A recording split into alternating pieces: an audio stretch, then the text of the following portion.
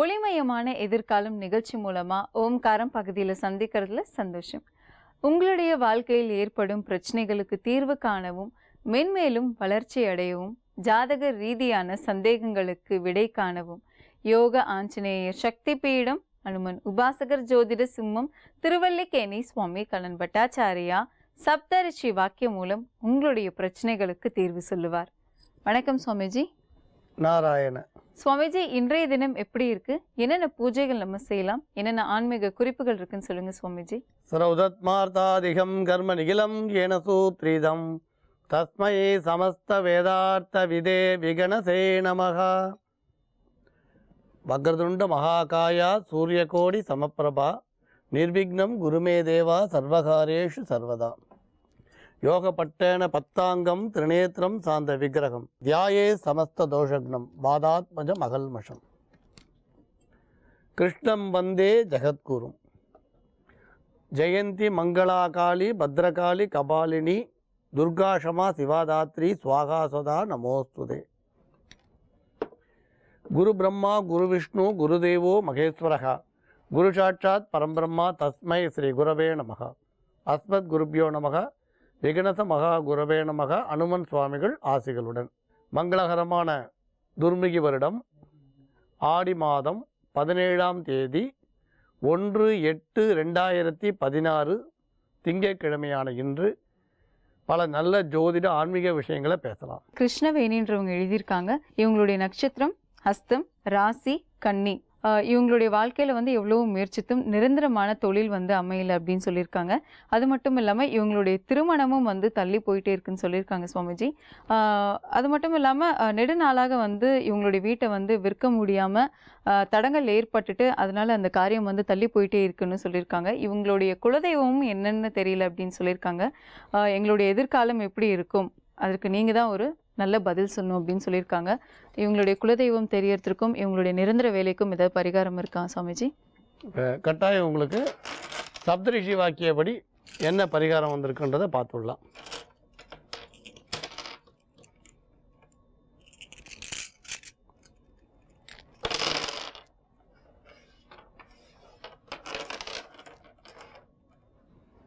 இப்போ உங்கள் விஷயத்தில் நீங்கள் ஒரு விஷயத்தை கவனிக்கணும். கடன் விஷயத்தில் மட்டும் எப்பயுமே நீங்கள் கவனமாக இருக்க வேண்டியது அவசியம். வீடு பூமி விற்று போகிறதுக்கு இன்னும் ஒரு குறைந்தபட்சம் 7 மாத காலம் பொறுமையாக இருங்க. வீடு பூமி விற்று போகும். ஆனால் அந்த பணம் வந்தால் கூட நீங்கள் முதலீடு செய்கிற விஷயத்தில் கவனமாக இருக்கணும். எப்பயும் உற்பத்தி செய்யக்கூடிய தொழில் வேண்டாம். வாங்கி விற்கக்கூடிய கமிஷன் தொழில் உங்களுக்கு சிறப்பாக இருக்கும். அதே நேரத்தில் நீங்கள் கூட்டு வியாபாரம் தாராளமாக செய்யலாம். அது உங்களை சேர்ந்த நெருங்கிய நண்பராகவோ உறவினராகவோ இருக்கிறது நல்லதுன்னு சொல்லுவோம். ஒளிமயமான எதிர்காலம் நிகழ்ச்சி மூலமா ஓம்காரம் பகுதியில் சந்திக்கிறதுல சந்தோஷம். உங்களுடைய வாழ்க்கையில் மென்மேலும் வளர்ச்சி அடையவும், பிரச்சனைகள் தீரவும், ஜாதக ரீதியான சந்தேகங்களுக்கு விடை காணவும், யோக ஆஞ்சநேயர் சக்தி பீடம், அனுமன் உபாசகர் ஜோதிட சிம்மம், திருவல்லிக்கேணி சுவாமி கலன் பட்டாச்சாரியா சப்தரிஷி வாக்கியம் மூலம் உங்களுடைய பிரச்சனைகளுக்கு தீர்வு சொல்லுவார். வணக்கம் சுவாமிஜி. நாராயண. வேலூர்லேருந்து மலர்விழி எழுதியிருக்காங்க சுவாமிஜி. கடகராசி, கும்பலக்னம், ஆயில்யம் 4ஆம் பாதம். இவங்க தொழில்நுட்ப பயிற்சியாளராக மின்வாரியத்தில் பணியாற்றிட்டு இருக்காங்க. அரசு சார்ந்த பணிகளுக்கு தேர்வு எழுதிட்டு இருக்காங்க. ஆனால் இது வரைக்கும் அவங்க தேர்ச்சி அடையலைன்னு சொல்கிறாங்க சுவாமிஜி. அதனால் இவங்களுக்கு எப்பொழுது வேலை கிடைக்கும்னு கேட்டிருக்காங்க. அது மட்டும் இல்லாமல் இவங்களுக்கு ஆயில்ய நட்சத்திரம் இருக்கனால திருமணத்தில் தடைகள் நிறைய இருக்குது. மாமனார் மாமியார் இல்லாத இடத்துல தான் இவங்க கல்யாணம் பண்ணணும் அப்படின்னு சொல்லி ஜாதகர் சொல்லியிருக்காங்கன்னு சொல்கிறாங்க. அதனால் இந்த மாதிரியான இடத்துல தான் நான் கல்யாணம் செஞ்சு நான் போகணுமா, எனக்கு விரைவில் வேலை கிடைக்கிறதுக்கு என்ன மாதிரியான நான் பரிகாரம் செய்ய வேண்டும் அப்படின்னு சொல்லி கேட்டிருக்காங்க. இதற்கான பரிகாரம் என்ன இருக்குது சுவாமிஜி? இப்போ சப்தரிஷி வாக்கியப்படி உங்களுக்கு என்ன பரிகாரம் வருதுன்றதை பார்க்கலாம்.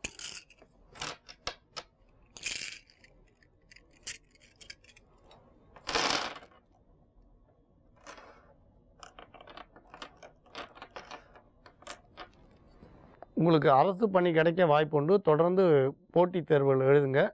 2017 செப்டம்பர் மாதம் உங்களுக்கு அனுகூலமான ஒரு காலம்னு சொல்லுவோம். இந்த செப்டம்பர் அக்டோபரும் உங்களை அனுகூலம் செய்யக்கூடிய காலம். அந்த காலகட்டத்தில் அரசு பணி கட்டாயம் கிடைக்கும். நீங்கள் பண்ண வேண்டியது அப்படின்னா வியாழக்கிழமை சிவ தரிசனம் பண்ணுங்கள். ஒரு வியாழக்கிழமையும் சிவ தரிசனம் பண்ணிட்டு வாங்க. சிவபெருமான் அருளால் உங்களுக்கு இந்த அரசு சம்பந்தமான தடை வந்து விலகும். அப்புறம் இந்த ஆயில்ய நட்சத்திரத்தில் கேட்டிங்க, நீங்கள் ஆயில்ய நட்சத்திரத்தில் பிறந்ததுனால மாமியார் மாமனார் இருக்க வேண்டாமான்னு கேட்டிங்க. ஏன் மாப்பிள்ளையே இருக்க வேண்டாமே? மாப்பிள்ளையே இல்லாத இடமா பாருங்களேன். என்ன அபத்தமான கேள்வி. எல்லாரும் திரும்ப திரும்ப பொண்ணு பார்க்குறோன்னா மாமியார் இருக்கக்கூடாது, மாமனார் இருக்கக்கூடாது, அப்போ பையனும் இருக்கக்கூடாது.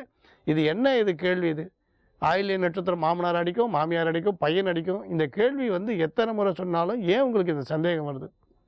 மாமனார் மாமியாரும் இருக்கவே கூடாதுன்னு நினைக்கிறது என்ன அபத்தமான விஷயம். இது வந்து முட்டாள்தனத்தை 100 வாட்டி சொல்லிட்டோம். இதுக்கான சாஸ்திர பிரமாணங்களும் சொல்கிறோம். நீங்கள் வந்து ஒரு நல்ல ஒரு பரம்பரையாக படிக்கக்கூடிய ஜோதிடர்கள் வந்து இதை ஏற்றுக்கவே மாட்டான். திரும்ப திரும்ப ஆயில்ய நட்சத்திரம் வந்து பெண்ணோட நட்சத்திரமாக இருந்தால் மாமியார் அடிச்சிடும், மாமனார் அடிச்சிடும், வீட்டுக்காரர் அடிக்கும், குடும்பத்தையும் அழிக்கும்னு என்ன முட்டாள்தனம். 8வது பிறப்பாக இருந்தால் எட்டி பார்த்த இடம்லாம் குட்டி சவருன்னு சொல்கிறது. அதேமாதிரி ஆயில்ய நட்சத்திரம்னு உங்களுக்கு மாமியார் மாமனார் ரெண்டுத்தையுமே சேர்த்துட்டீங்க. மாமியார்ன்றதை விட்டு மாமனார்ன்றதை விட்டுட்டு அப்போ சேர்த்துட்டே போயிட்டே இருக்கீங்க. எதுக்கு இதை சொல்ல வரோன்னா, இதெல்லாம் முட்டாள்தனத்தோட உச்சம்.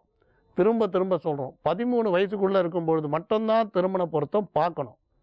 என்ன காரணம் அப்படின்னும்பொழுது 13 வயசு வரைக்கும் சுயமாக சிந்திக்கக்கூடிய ஆற்றல் இருக்காதுன்றதுனால ஜாதகத்தை வச்சு திருமண பொருத்தம் பார்த்தோம். 13 வயசுக்கு அப்புறம் சொல்லும்போது திரும்ப திரும்ப இந்த கேள்விக்கு இடமே இல்லை. இதை விட சொல்கிறோம், ஒரு 2 தலைமுறைக்கு முன்னால் திருமண பொருத்தம் இல்லை, நட்சத்திர பொருத்தம் கூட பார்க்குற வழக்கம், நட்சத்திரத்தை பற்றி பேசுகிற வழக்கமும் கிடையாது. பெரியவங்க 2 குடும்பம் சேர்ந்து முடிவு பண்ணுறது தான் முடிவு. 3வது முடிவுக்கு அங்கே இடமே இல்லை. ஜோதிடருக்கு அங்கே வேலையும் கிடையாது. ஒரு 3 தலைமுறைக்கு முன்னால் ஜோதிடருக்கு அங்கே வேலையே கிடையாது. நாள் பார்க்குறதுக்கு மட்டும்தான் உங்களுக்கு ஜோதிடரோட வேலை. நீங்கள் மகாபாரதம் ராமாயணம்லாம் படிக்கிறீங்களே, புராணங்களை படிச்சுட்டு இதிகாசங்களை படித்து என்ன தெரிஞ்சுட்டீங்க? எந்த இடத்துலையாவது நட்சத்திர பொருத்தம் ஜோதிடர் உட்காந்து பார்த்தாருன்னு வந்திருக்கா? 2 கல்யாணம் பண்ணுற ராஜாக்களை பற்றி படிக்கிறீங்க, ராமனோட நட்சத்திரம் தெரியுது, லட்சுமண நட்சத்திரம் தெரியுது, எங்கேயாவது வந்து பொருத்தம் பார்த்தாலா? எதுக்கு இதை சொல்ல வரோன்னா, இந்த திருமண பொருத்தம்னு நீங்கள் அவஸ்தைப்பட வேண்டிய அவசியமே இல்லை. திரும்பி திரும்பி இந்த ஆயில்ய நட்சத்திரம் ஏன் இந்த குழப்பம் வருது? ஒரு மரண பயம் வந்த உடனே நீங்கள் அதை கெட்டியாக பிடிச்சிக்கிறீங்க. ஆனால் மரண பயத்தை வச்சு நம்ம தர்மத்தை செய்கிறோமா? நம்ம மரண பயத்தை வச்சுட்டோம் நம்ம தர்மத்தை நம்ம செய்தோமா? இதுக்கு தான் சொன்னார். ஒரு மகா பாபி ஒருத்தர் இருந்தாராம். அவன் நிறைய வந்து உங்களுக்கு வந்து வட்டிக்கு வட்டி வாங்கி ஜீவனம் பண்ணியிருந்தாராம். ஒரு 50 வயசு 55 வயசு ஆகிடுச்சு, குடும்பம் பெருசு. ஆனால் மகா லோபியாக இருந்தானா. அப்போ ஒரு முனிவர் வந்து பார்த்துட்டு, இன்னும் 1 மாதத்தில் நீ இறந்துட போகிறேன்னாராம். நான் சொன்னேன், சுவாமி எனக்கு மோட்சம் கிடைக்குமானா? இல்லை, நீ 1 மாதத்தில் இறக்க போகிறேன்னா. உடனே அவன் என்ன பண்ணானா, தான தர்மங்கள்லாம் செய்ய ஆரம்பிச்சது, கோயில் குளம் புனரமைக்கிறது, ஏழைகளுக்கு உதவுறது, வட்டி வியாபாரத்தை நிறுத்துறதுன்னு பல நல்ல காரியம் செய்த உடனே 1 மாதம் கழிச்சு அவர் வரான். சுவாமி நாளைக்கு நான் இறந்துடுவேனா? இல்லை, நீ இன்னும் 100 வருஷம் இருப்பேன். ஏன்னா ஏன் எனக்கு இப்போ இந்த ஜோதிடத்தை மாற்றி சொல்கிறீங்க பெரியவரே? அந்த ரிஷி சொன்னாராம், நீ இப்போ உன்னோட தேவை இந்த உலகத்துக்கு வந்துடுத்து. நான் உனக்கு 1 மாதத்துக்கு முன்னே பார்க்கும்போது நீ மகா பாபியாக இருந்த, இந்த பூமி உன்னை சுமக்கிறதே பாபம்னு இருந்தது. ஆனால் இப்போ உன்னோட தேவை இந்த உலகத்துக்கு வந்துடுது. ஏன்னா நீ கஷ்டப்பட்டு சம்பாதிச்ச பணத்தில் உன் உறவுக்காரனுக்கு கல்யாணம் பண்ணி வச்ச, உன் குழந்தைகளுக்கெல்லாம் நன்மை செய்த, நீ கட்ட வேண்டிய வரியெல்லாம் கட்டின. இப்போ இன்கம் டேக்ஸ்லாம் சீட் பண்ணுறா, ஏமாத்துறாண்டா. அது மாதிரி இல்லாமல் நீ அரசாங்கத்துக்கு கட்ட வேண்டிய இன்கம் டேக்ஸ்லாம் கட்டின, சொத்து வரியை கட்டின, கார்பரேஷனுக்கு வரி கட்டின, இதெல்லாம் நீ நேர்மையாக பண்ண ஆரம்பித்த. அதனால் உன்னோட தேவை இந்த உலகத்துக்கு தேவைன்னு வந்துடுது. உன் சேவை வந்து இந்த உலகத்துக்கு தேவை. அதனால் சுவாமி வந்து உனக்கு 100 ஆயுசை கொடுத்துட்டார். அதனால் இன்னும் 100 வருஷம் நீ ஜீவித்திருப்பேன். இந்த மரண பயம் வந்த உடனே தர்மத்தை செய்யணுன்ற ஆசை வருது. ஆனால் நமக்கு மரண பயம் மனசில் வந்த உடனே பார்த்தா நேர்மாறாக இருக்குது. அப்போ நாம் மரண பயத்தோடு நம்ம வாழ்க்கையை நடத்தும் பொழுது ஏன் தர்மத்தை செய்யலை? ஆனால் ஆயில்ய நட்சத்திரம்னு ஒரு மரண பயத்தை கொடுத்த உடனே ஏன் ஒரு பெண்ணோட ஜாதகத்தை தள்ளி வைக்கிறீங்க? இதை விட கொடுமை என்னென்னா, திரும்ப திரும்ப ஆண் ஜாதகங்களுக்கு தோஷம். ஆண் ஆயில்ய நட்சத்திரமாக இருந்தால் அடிச்சிடும். வாழ்க்கையில் இந்து தர்மம் கெடுற காரணமே மூட நம்பிக்கையால். நம்ம தர்மசாஸ்திரம்ன்றது பெரிய விஷயம். நம்ம தர்மத்தில் இல்லாதது எதுவுமே கிடையாது. இந்து தர்மம் மிகப்பெரிய ஆலமரம். இதில் பார்த்தீங்கன்னா எல்லா சாஸ்திரத்தை பற்றியும் அருமையாக எழுதி வச்சுருக்கா. மந்திரம் கிடையாது. மந்திரம் மறுபடியும் நினைக்காதீங்க. கோ பரீட்சா, பூ பரீட்சா, அஸ்வ பரீட்சா, நாரி பரீட்சா, ரத்ன பரீட்சா, நீங்கள் அதில் என்ன சொல்லியிருக்குன்னு பாருங்கள். தனுர்வேதம், ஆயுர்வேதம் எவ்வளோ சொல்லியிருக்கு. அதெல்லாம் வெறும் மந்திரம், ஏதோ ஒப்பிக்கிற மந்திரம் நினைக்காதீங்க. அற்புதமான விஷயங்கள்லாம் புதஞ்சிருக்கு. ஆனால் அதெல்லாம் நம்ம விட்டுட்டோம். நீங்கள் ஆலய வாஸ்துன்னு எடுத்துனீங்கன்னா அந்த கோயிலை எப்படி கட்டணும், எவ்வளோ பள்ளம் எடுக்கணும், அந்த வர்ணங்கள்லாம் எப்படி கொண்டு வரணும், கலர் வர்ணங்கள் எப்படி கொண்டு வரணும், தியான முக்தாவளியில் எப்படிலாம் சுவாமியை நிர்மாணம் பண்ணணும், அது உருவம் எப்படி இருக்கும், எவ்வளோ கொடுக்குறான். இதெல்லாம் விட்டுட்டு ஏதோ மந்திரம்னு நினச்சிட்டு இருக்கோம். அதனால் எதுக்கு இதை சொல்ல வந்தோம்னா, நம்மளோட தர்மம் பெருசு.